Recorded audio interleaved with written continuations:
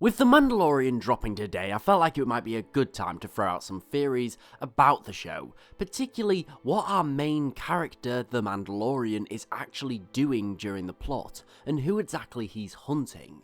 So, I do hope that you guys can enjoy these theories, even if they may not turn out to be correct, but without any further ado, let's dig into it.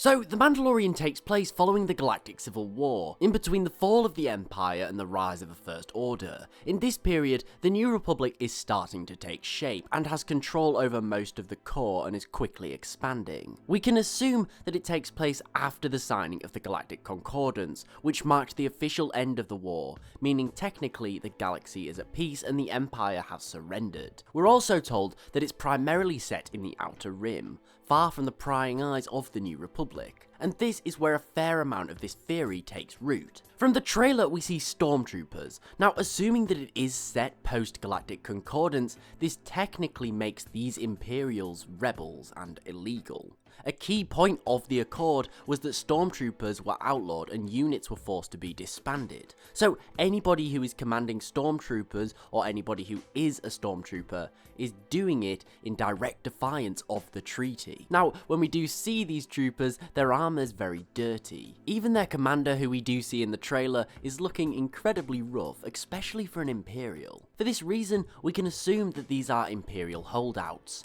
Imperials who refuse to surrender, and there's probably a good reason for this. Now, some Imperial holdouts were simply too loyal to the Empire and despised the idea of the Republic and Rebellion taking power. However, a fair few knew that their surrender would effectively mean the end of their lives, either by execution or spending the remainder of their days in prison. It's important to remember that many of these Imperials were responsible for heinous war crimes that the Republic was never going to allow to go unpunished. So when the Empire surrendered, there was some that gathered their forces, whatever men, resources, and weapons they could find, and fled to the Outer Rim territories to avoid Republic reprisals, as the Republic didn't really have a strong grasp on the Outer Rim at this point. Here, many of them would exist as warlords doing whatever it takes to survive, most likely extorting any colonies. And this is a key reason why I believe our Mandalorian is here.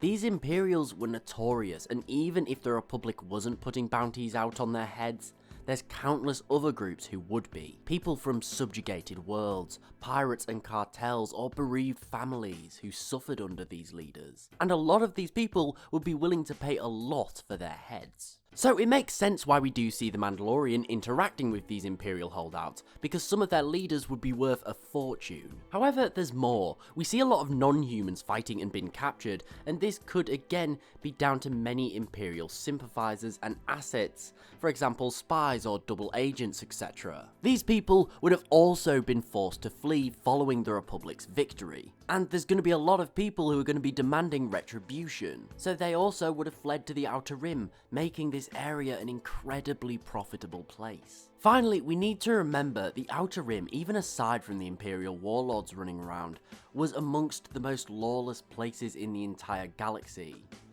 Whilst the Republic and Empire were busy fighting over the core, no one was left to keep the peace in the Outer Rim, and therefore crime flourished. And as we know, where there's high crime, there's going to be a lot of bounties for our hunter to capitalize on.